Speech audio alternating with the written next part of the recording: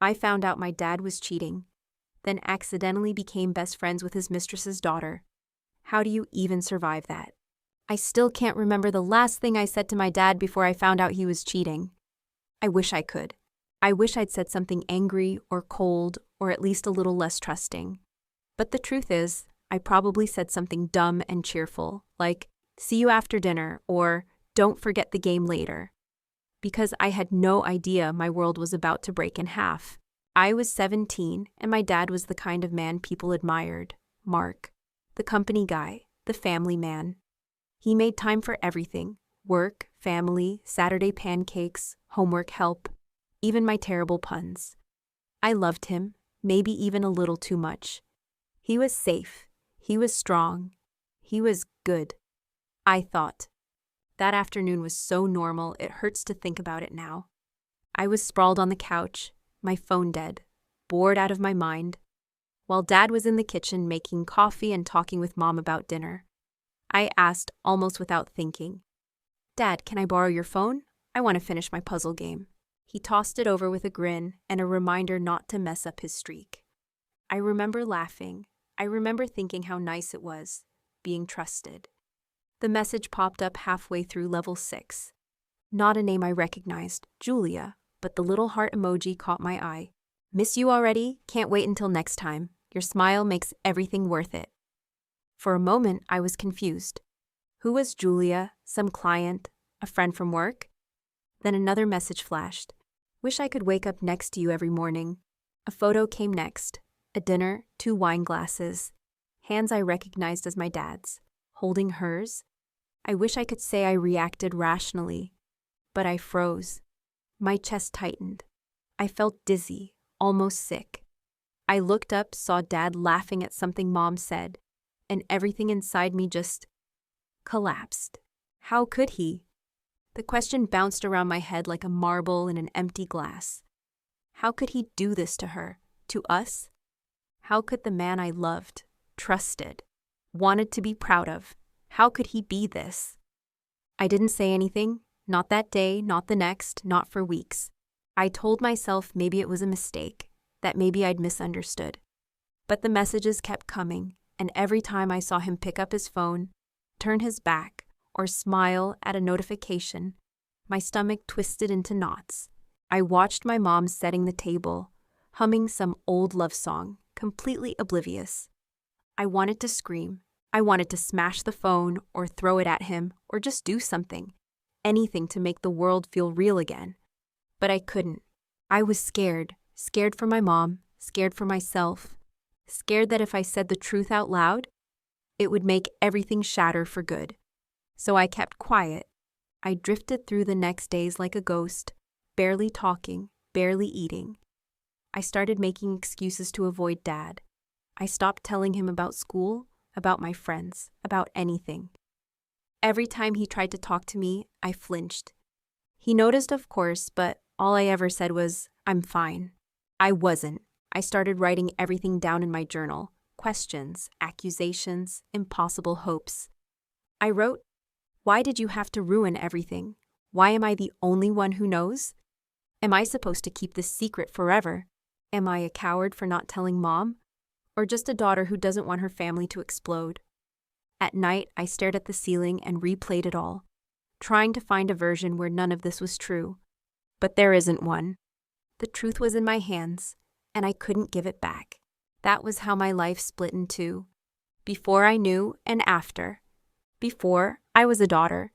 After, I was just someone keeping the worst secret in the world, alone. And all the while, my dad kept being the man everyone else admired. Everyone but me. People say life has a twisted sense of humor, but I never really got the joke until I met Ava. It started just a few weeks after we moved. The new house was supposed to be a fresh start.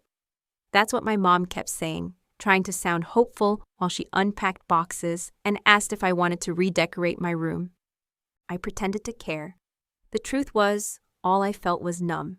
New school, new neighborhood, new routine where I tried to keep my head down and my heart guarded. I didn't want to make friends. I didn't want to make anything feel permanent. But on my very first day, as I was wandering through the crowded cafeteria, trying to find a place to sit, She just showed up. Avenue, she was impossible to ignore. Big smile, loud laugh, hair a mess, always in the middle of something. She saw me standing there, clutching my lunch tray, and called out like we'd known each other forever. "Hey you, new girl? Want to sit with us?" I almost said no. I wanted to say no. But her energy was so warm, so genuine, I found myself sliding into the seat next to her. She introduced me to everyone, told me which teachers to avoid, which vending machines actually worked. By the end of lunch, I was laughing at her stories. By the end of the week, I was waiting for her at the school gates. It happened so quickly, this friendship I didn't even know I wanted. Ava was the complete opposite of me. Outgoing, fearless, always cracking jokes or singing off key. I was quiet, careful, haunted by things I couldn't talk about. But with Ava, I felt lighter, safer. She had this way of making even the worst days bearable, just by being herself. We started sharing everything: songs we loved, movies we hated, secrets we'd never told anyone else. Sometimes we talked about our families. I never told her my truth. I couldn't. She told me her parents had split when she was little. Her dad was gone, some new family in another state. Her mom, Julia, worked late but always tried her best. "She's all I've got, honestly," Ava said once, voice quiet for the first time since I'd known her. "We fight, but I'd be lost without her." I envied her honesty, her openness. I wished I could be that brave. Then, one Friday afternoon, she invited me over. "Just us," she said. "Mom will probably be working, so we can binge terrible TV and eat all her snacks." Her house was small but cozy. Pictures everywhere. Ava as a little kid. Ava with her mom at the beach. Holiday cards pinned to the fridge. It felt safe. Almost like home, but less tense, less full of ghosts. We sprawled on her bed, gossiping, laughing, losing track of time. Then I heard the front door. Ava jumped up, grinned. "That's Mom. Come say hi. She'll love you." I followed her into the living room. And there she was. Julia? She was younger than I'd pictured from the messages. Tired but elegant, with kind eyes and a tired smile. She glanced up, brushing hair out of her face. And in that instant, something in my stomach twisted violently. Her voice, when she greeted me, was soft and genuine. "Hi, Hannah. I'm Julia. It's so nice to finally meet you. I've heard a lot about you from Ava." The world narrowed to a pinpoint. All the air in the room vanished. I felt my heart pounding, my hands turning cold, my vision tunneling. Julia. Her. The same name, the same face. The woman from my dad's texts. The woman who'd shattered my family without ever knowing me. Ava's mom. I forced a smile. My voice barely worked. "Hi, Mrs. Carter. Thank you for having me." I don't remember much after that. I remember Ava laughing, Julia asking if we wanted pizza, me nodding, feeling like I was underwater. Every detail of that room, the way the afternoon light hit the window, the smell of the coffee, the photos on the mantel, burned into my memory. My mind screamed, "It can't be, it can't be, it can't." But the truth was right there, standing in front of me, offering me a drink. What were the odds? How could I have missed it?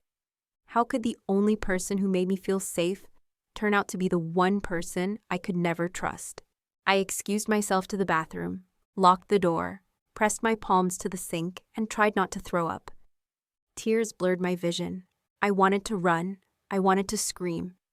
Instead, I just stood there, shaking, listening to Ava's laughter from the other room. How do you tell your best friend that her mother is the reason your family's falling apart? How do you stay friends after that? How do you even breathe?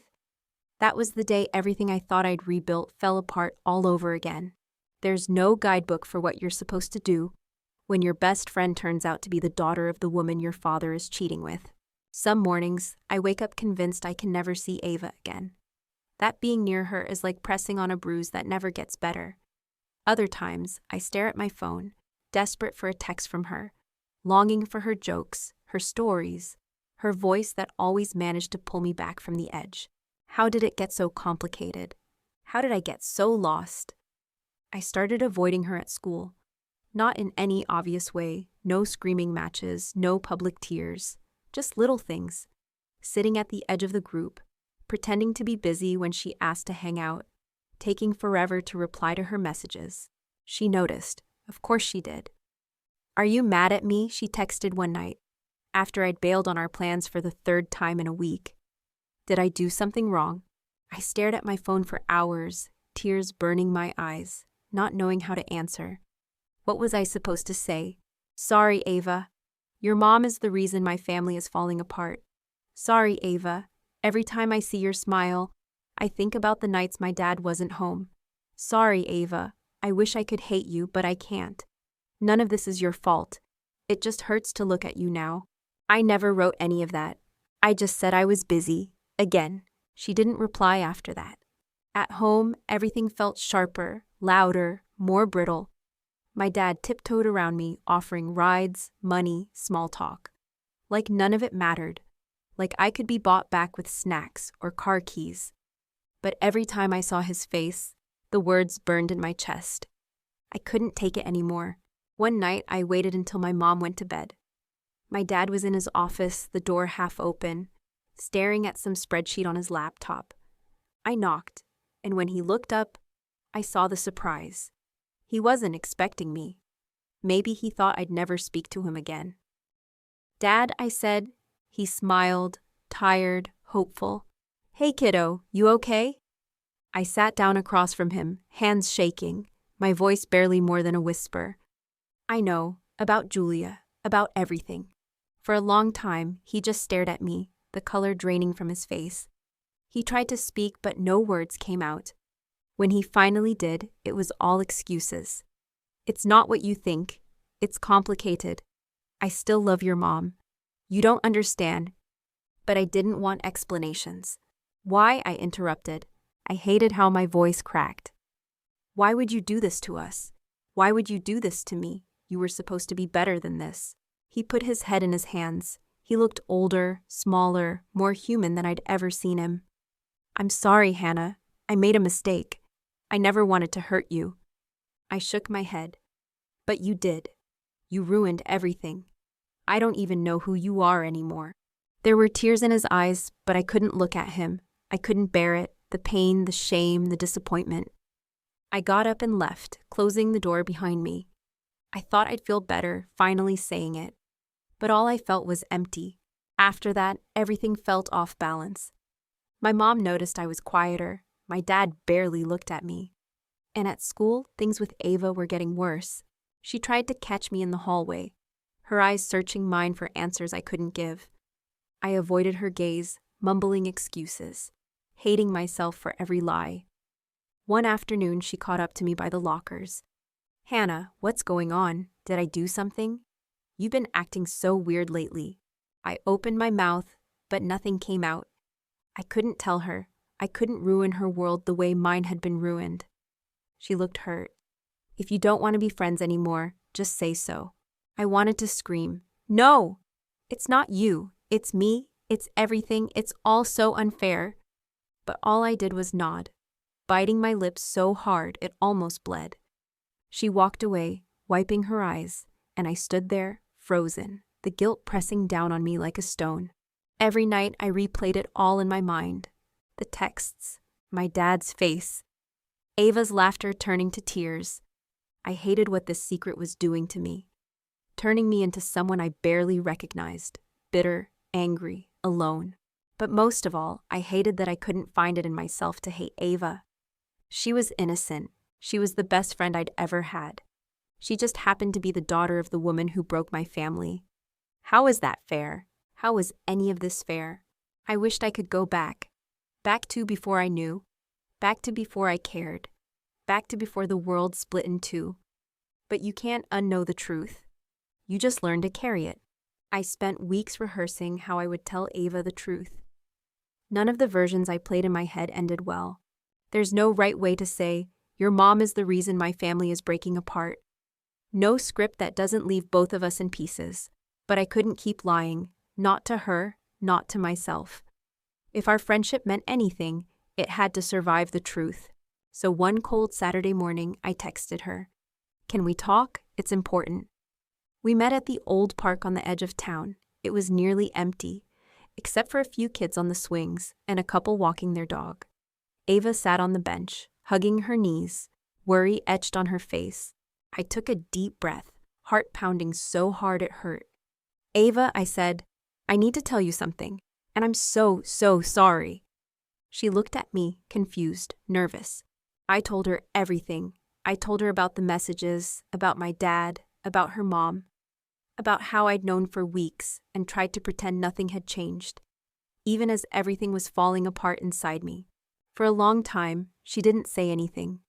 Then her face crumpled, and she started to cry. Loud, messy sobs that made my own chest ache.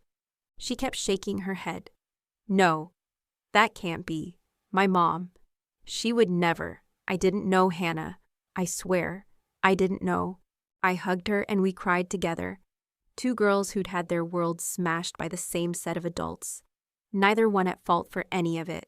When we finally calmed down, Ava wiped her eyes and whispered, I'm so sorry. I wish I'd known. I wish none of this ever happened. But you're my best friend, and I don't want to lose you because of something our parents did. That was the moment I realized how much she meant to me, how real our friendship was. We weren't just victims of someone else's choices. We could choose differently. Telling my mom was even harder. But I couldn't carry this secret anymore. I waited until the house was quiet, then sat her down at the kitchen table and told her everything. Every message, every night I'd spent awake, every moment I'd wanted to scream, but stayed silent.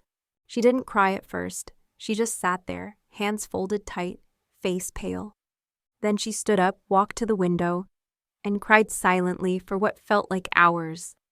My dad came home to a house that finally wasn't pretending anymore. The meeting between the two families was the hardest thing I've ever witnessed. Ava's mom, Julia, arrived with her hands shaking, eyes red. She apologized, not just to my mom, but to me. She said she'd never meant for any of this to happen, that she knew she'd made a terrible mistake. She promised to end it, to never hurt us again. My dad didn't hide behind excuses. He apologized to my mom, to me, to Ava and Julia. He begged for forgiveness. He promised to do anything to fix what he'd broken. My mom said she needed time. She said trust, once broken, doesn't just grow back overnight. But in that room, despite the tears, the anger, the humiliation, I saw something like hope. Not the blind, naive hope I'd had before, but something messier and more honest. A willingness to try. Things aren't perfect. My parents are going to counseling. Some days, the house is so quiet it hurts. Other days, we try to laugh, to find small ways back to each other. Ava and I are still friends. Closer, maybe, because of what we survived together. Sometimes it's awkward, sometimes it hurts. But mostly, we hold on to each other as proof that we can come through the worst and still have something good left. I'm learning that forgiveness isn't about pretending it never happened. It's about accepting that people, even the ones you love most, can disappoint you and choosing to let go anyway. I still love my dad, but it's not the same. Maybe it never will be. But I'm choosing to believe that love can survive brokenness, if you let it. I'm choosing to believe in second chances, even when they're hard. I don't know what comes next for my family, but I know this. My dad's mistakes are his, not mine. Ava's mom's choices are hers, not Ava's.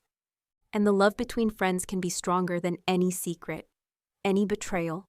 If you're reading this because you're carrying a secret that feels too heavy, or living with pain you can't talk about, know that you're not alone. And know that forgiveness isn't weakness. Sometimes it's the bravest thing you can do.